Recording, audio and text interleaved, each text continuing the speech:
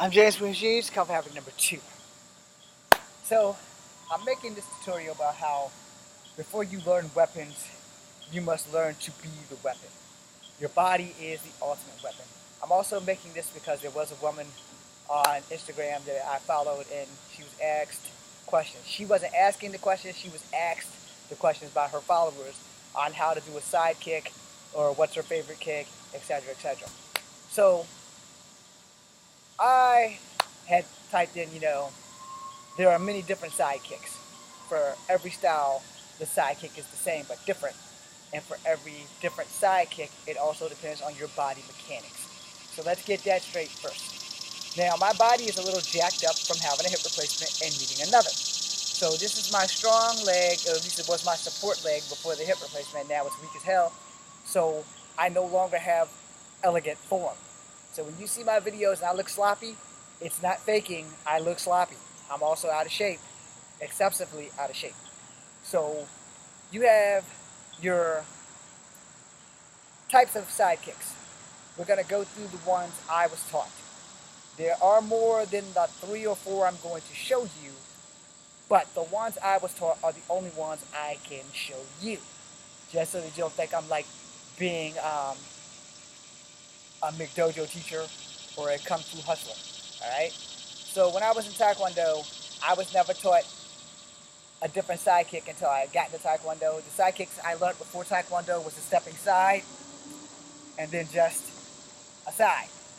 When I got to Taekwondo, Master Ennis taught me to chamber the Taekwondo side kick, and every other Taekwondo teacher has probably changed it up. But this is what I was taught. Your guard's up, you turn, and you launch out. Alright, that should have been higher, so I'm on shaky ground. So here, and then you launch out. So for that Taekwondo side that I was taught, here, boom, bring it back. And that side kick is just as powerful as the stepping side, a regular side, and for those who do wushu or kung fu or the crane side with the heel tap, of course that was a double side. So you have those options, alright?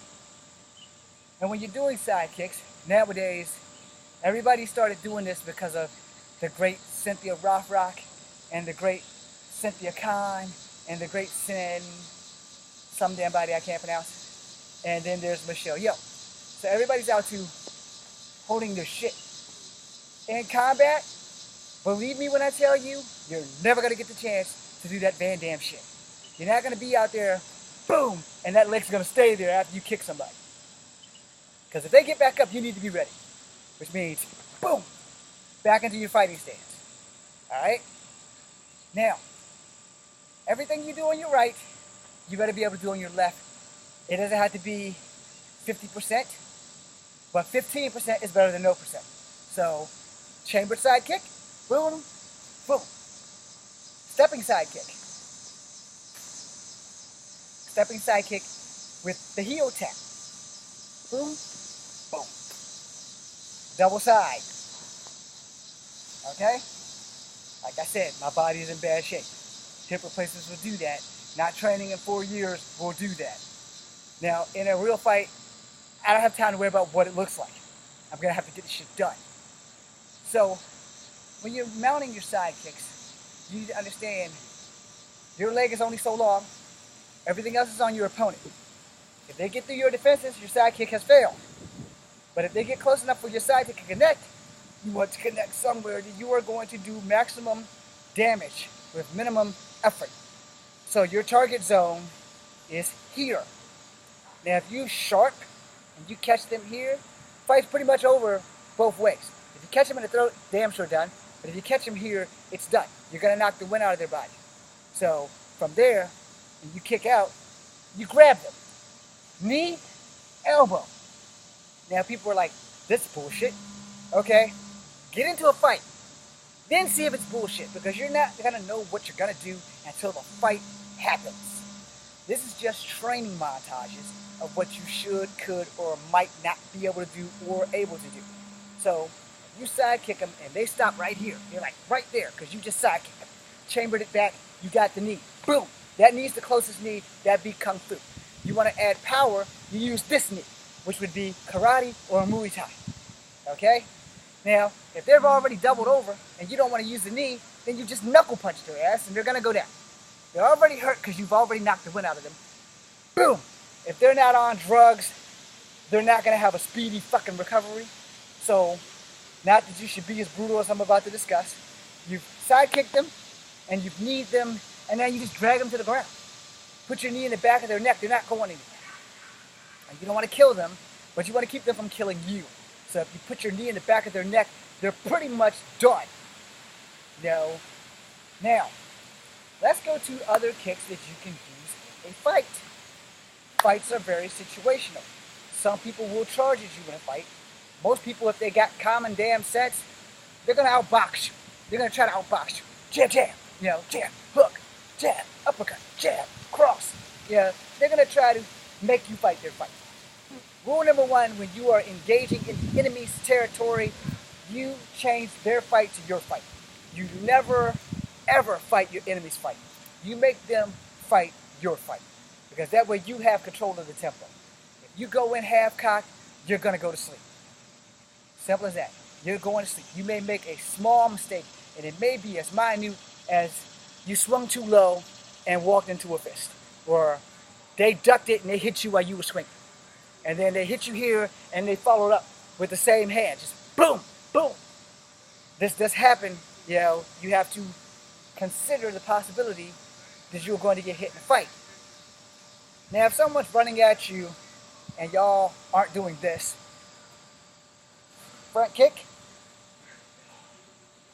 axe kick, jumping front kick. But you got to be careful, which is why I say you never kick first, because catch, block, or block, those things are going to happen if you're fighting someone who knows what the fuck they're doing. If you're fighting someone who has no experience, but they're won their fights by pure luck and they just like overhand people or whatever their power of game is, then you have a problem. If you're fighting someone who is an ace like yourself, you have a problem. And you have to be able to adapt and adjust. So if I throw this kick, and this guy catches this kick, and he has options now. I can swing, but if he's taller, he can lay back and hold my leg. And if he's even taller, he can lay back and sweep my foot. So depending on how my body mechanics work, I'm either going to go forward or I'm going to go backwards. I'm not going to go to the side unless I'm really lucky and can like twist my foot and angle that shit. There are many escapes for your foot getting caught. The trick of the matter is that you need to stay calm first.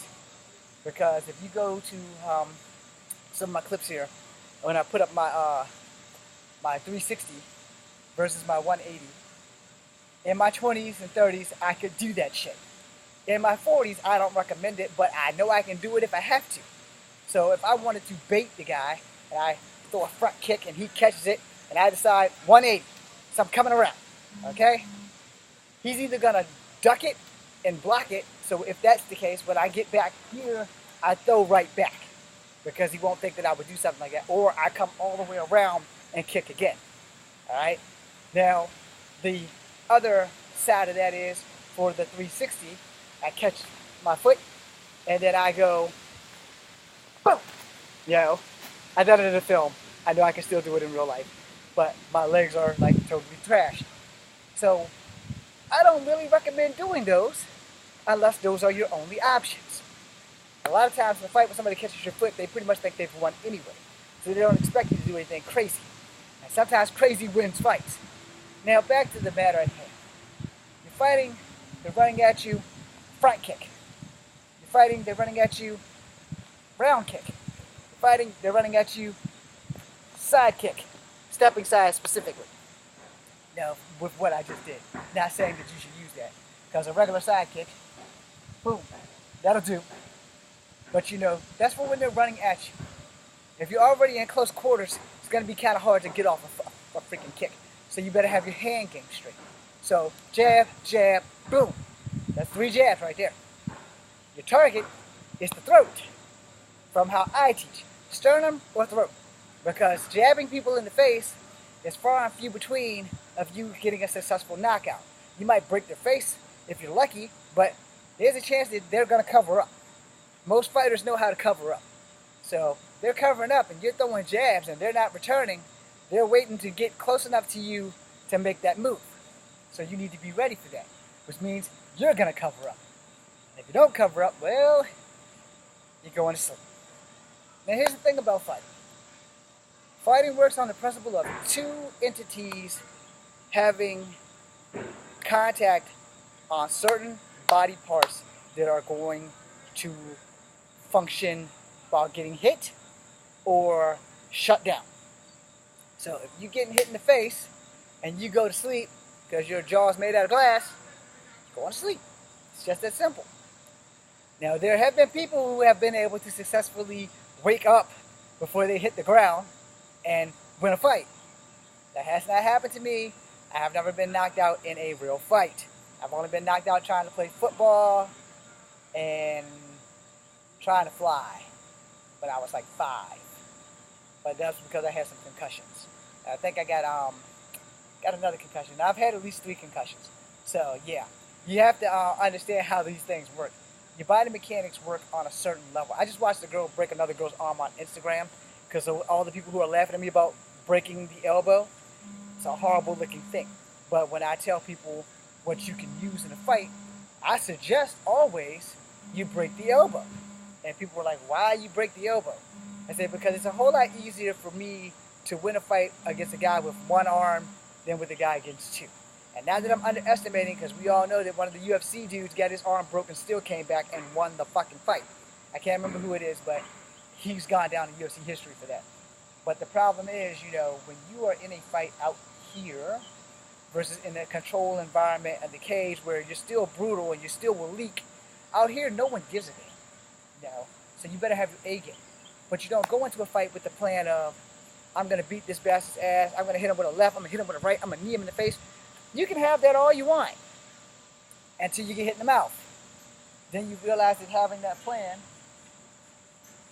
doesn't really work as a butterfly.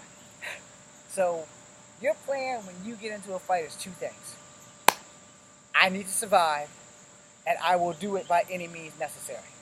Okay? So I take a quote out of the Ramba School of Anything Goes Martial Arts. That was the quote. Anything goes martial arts. Because here's the thing. If I'm throwing a punch and you block it and then you strike. So that means I'm throwing my left and you're stepping to my left. So you're going to block it with your right because it's a left. So you're blocking it here. You can grab my arm and push my elbow. So one hand's here, one hand's there, and you can break my shit all day. Or you can put both hands on the back side of my arm, catch it, push and pull at the same time. And that's right after I throw the punch. You sidestep, pap, boom. You know, you didn't hit me 3 times, I've only swung 1 time. So you have to find out what's more effective. Now granted, in a fight, I'm not going to get the chance to honestly do that. But my experience will tell me what to do when the fight starts. Because if he's jabbing out, I can stop a jab with 2 knuckles. Because I've done that. You know, I've done that sparring. Somebody throws out a jab and I crack their knuckles and they're like, why'd you do that? I say, because of all the bones and nerves in your hand, I can stop you there. Now, I'm not a doctor, but my sensei, Mr. Ennis, was a doctor. So we learned about metacarpals when I was taking Taekwondo in the Haratek. But when I took Kempo, I learned about pressure points. So what you learn in other martial arts, you incorporate into your own style of martial arts. No matter what you choose to name the damn thing, it's still going to be a martial art. It's still going to have some corporeal form. Now, guys running at you and you do a crescent kick, as I said, you go that way. If the guy is coming at you and you do a front kick and it stops him, he's probably going to be on his back. Don't wait for him to get up. You get on him. Now, if he's not moving, the fight's done. But when you kick him with this jumping front kick or a front kick, your primary target is center mass. When you hit someone in the sternum, everything shuts the fuck down. So you have to learn how to shut a person down. Now, people often like to laugh when they talk about how guys on here start talking about pressure points and all that shit. Well, here's their concept again. Judo and Jiu-Jitsu is about grappling, right? And Brazilian Jiu-Jitsu is grappling and ground and pound and rolling and stuff. And that's all cool and all, but I got no intention of going to the ground. unless you go down and like sweep my feet or something. Now, I'm gonna make a second video and then I'm going in the house to do something else. Plus I'm missing days of our lives. A lot of days of our lives.